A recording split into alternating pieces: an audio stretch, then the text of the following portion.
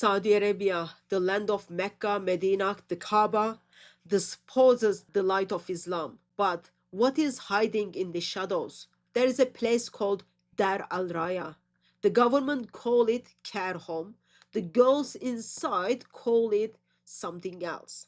Hell, cage, house of horror. If you listen to them, really listen, you will find out what life really looks like for Muslim daughters in the headquarters of Islam, in the very heart of Islam.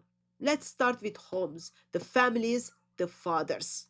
Fathers who are biologically programmed to love their children, care for them, and provide for them. Those fathers looks like not exist in Islam. Yahya, now in exile, she shares, since I was 13, my father used Dar al-Raya as a threat. If I didn't obey his sexual abuse, he would send me there. Read that again. A father wants to have a sex with his daughter. And if she says no, if she doesn't please her father, father says, I will send you Dar al-Raya. In Islam's holiest land, that's the father's right. Layla went to police.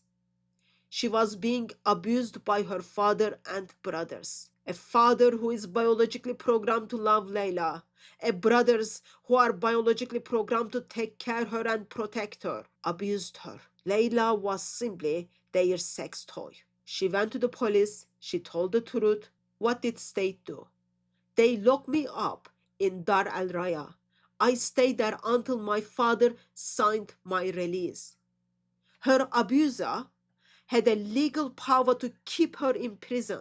That's Sharia. She was sent back to very house where she's being abused by her father and her brothers. Reminds me the story where woman is being beaten, her skin is greener than her dress. Muhammad sends her back to husband. And now very similar things is happening in Saudi Arabia to the girls who are being abused by their father and their brothers. That's Sharia. You think it's a shelter? It's a torture chamber. Amina, 25 years old, was beaten by her father. She ran into that shelter. Staff laughed at her. They called her father to come and get her. He beat her again. She ran to another city, alone, abandoned, ashamed. And she says, I feel like my life didn't matter. Even if I die, no one would care. Again, state sent her back to the very house where she's been abused and beaten. No one cared about her. Did Prophet of Islam cared about the woman who was beaten? No. Why on earth would the followers of Muhammad care about Amina? Inside Dar al-Raya, girls are called not by names but by numbers. It's supposed to be care house. It looks like more prison to me. Number 25, come here. They are strip searched.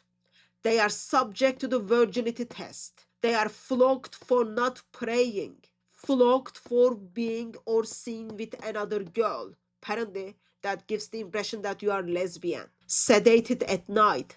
Forbidden from contacting the outside of the world. And worst of all, they can't even leave unless a male guardian signs them off. Think about it. When the male guardian is their rapist, their abuser, the one who slaves them, needs to sign a paper to say, yes, they can leave this prison now. With that, she's going back to that rapist. She's going back to that abuser. She's going back to the one who are enslaving her. Welcome to Islam. Welcome to Islam. And this is happening in the holy land of Muslim world, headquarter of Islam in Saudi Arabia. And to just make it clear, this is not something cultural. If you think this is cultural, you've got to think again. Islamic scholars are on the record justifying such a mindset. You've got Muslim scholars are telling us fathers should not be left alone with their daughters. If she's wearing tight clothes, he may be tempted. Let that sink in. متحرش ببنته.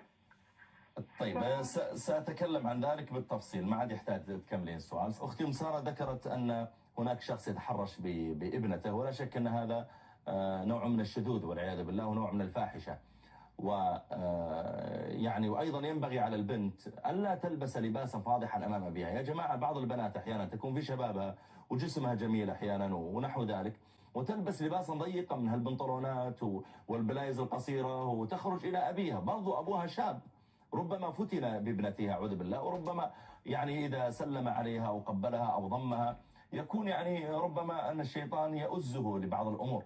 فأنا أدعو أيضا مثل هذه البنت وغيرها إذا كانت يعني في مرحلة شبابها ألا تلبس لباسا سيئا أمام أبيها، أو ربما أبرزت شيئا من ثديها أو نحو ذلك بناء على أنه أبوها، لكن يبقى أن هذا الأب شاب، فلا يجوز لها أن تلبس اللباس الضيق.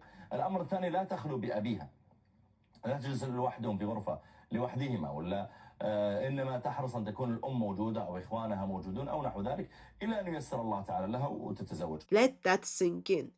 Islam doesn't teach fathers, you've got to love your daughter so sacrificially, provide for her, take care of her, do not let any harm to come her. No, Islam doesn't teach that. Islam doesn't even teach fathers to control themselves towards their own daughter. Islam teaches daughters must cover up, or they will make their father to want to have sex with them. Such a disgusting ideology. وتلبس لباسا ضيقا من هالبنطلونات والبلايز القصيرة، وتخرج إلى أبيها. برضو أبوها شاب، ربما فتن بابنتها أعوذ بالله، وربما يعني إذا سلم عليها أو قبلها أو ضمها يكون يعني ربما أن الشيطان يؤزه لبعض الأمور. This is not a man is having lustful desires to the neighbors, to someone who they see on television or anything. Father is having lustful desires towards his daughter because what she's wearing. And that's Islam. That is Islam. This is not a fringe, not extremism at all. It is the mainstream voices in Islam's heartland. And this is what is being preached in mosques, aired on satellite TV, and printed in textbooks from Mecca to Medina. So when a girl is being raped by her father and then locked up for the family honor, why are we surprised? This is Islam, practiced exactly as taught. And remember, this isn't happening in some extremist backwater. This is Saudi Arabia, so-called guardian of Islam. The nation that funds Islamic centers across the world. The nation builds mosques in your neighborhood. The nation that trains imams for your city. And yet, in the very homes of this nation, this is what we find.